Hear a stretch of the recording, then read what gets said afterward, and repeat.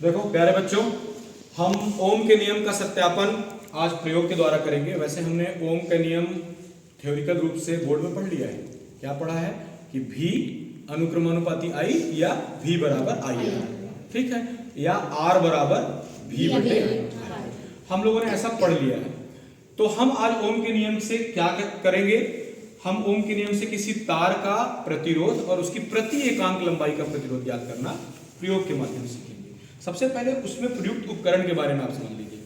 मैं आपको बता दूं कि जब मैं सन 2002 में 12th पढ़ता था तो आपके समय में कितना अच्छा हो गया है। हमारे टाइम पे क्या परेशानियां हुआ करती थी प्रयोग के दौरान। आप जितने ऑपरेटर्स इसमें अलग अलग दिख रहे हैं ना, ये हमको सब अलग अलग मिलता था। हमें सबको अलग अलग जोड़ के असेंबल करना होता था। आपको देखिए एक ही जगह असेंबल करके मिल रहा है। ये दिख रहा है आपको, V लिखा है ना, ये वोल्ट मीटर है। A लिखा है ना, अमीटर है। यहाँ लिखा है रिहोस्टेट, धारा नियंत्रक है। ये अलग से तार जोड़ने के लिए यहाँ जुड़ के रखा हुआ है। ये बैटरी के लिए अलग से यहाँ पे प्लग लगे हुए हैं। ये देखिए, ये बैटरी एलिमिनेटर कितनी सुविधाजनक है। इसमें 0, 2, 4, 6, 8, 10 वोल्ट लगे हुए हैं।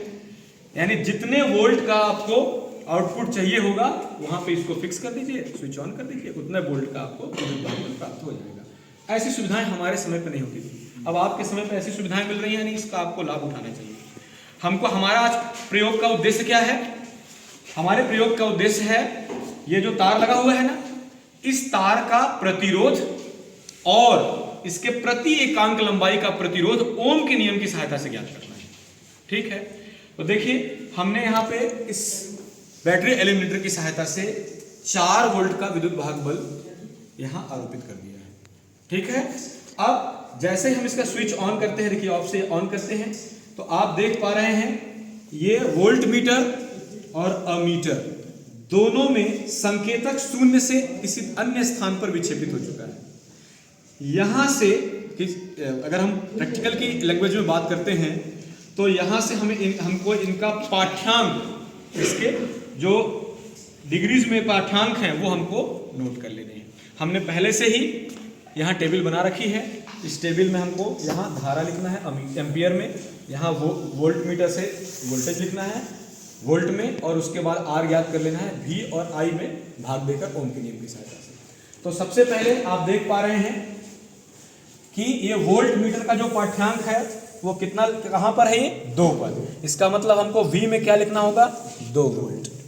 फिर आप देख पा रहे हैं यहाँ पे 100 पर है, लेकिन ये MA मिली एम्पियर है, तो 100 मिली एम्पियर को पहले आपको किस में कन्वर्ट कर लेना होगा, एम्पियर। इसका भाग देकर 1 milli ampere is equal to 10 to power -3। तो आपका ये चेंज हो गया, एम्पियर में कितना हो गया, 0.1 एम्पियर आ गया। ठीक है, वीडियो कट करो। तो हमने क्या लिख लिया यहाँ पर, हमारे एमीटर में क्या हमारा पाठ्यांक है, 0.1 एम्पियर। ये पहला नंबर का काम चल रहा है। अब हमको क्या ज्ञात करना है, R, यानी ये जो चालक तार लगा है ना, इसका प्रतिरोध ज्ञात करना है। तो हमको क्या करना होगा, V/I, ओम का नियम ही कहता है। तो V क्या है, 2, और I क्या है, 0.1। अब हमको क्या करना होगा, इसमें भाग करना होगा। दशमलव ऊपर चला जाएगा तो ये क्या हो जाएगा, दशमलव जैसे ही हटेगा ऊपर जाकर शून्य लग जाएगा, तो ये क्या हो जाएगा 20/1, यानी कि 20 ओम। ठीक है, अब हम क्या करेंगे, ये देखिए ये रिहोस्टेट दिख रहा है ना, दिख रहा है रिहोस्टेट, ये है धारा नियंत्रक। इसकी सहायता से हम धारा के मान में परिवर्तन करते हैं। ठीक है, जब आप इसके मान में परिवर्तन करते हैं, देखिए वोल्टेज कितना हो गया, 2.5, यहाँ वोल्टेज लिख लीजिए 2.5 वोल्ट। फिर ये कितना हो गया, 150 मिली एम्पियर।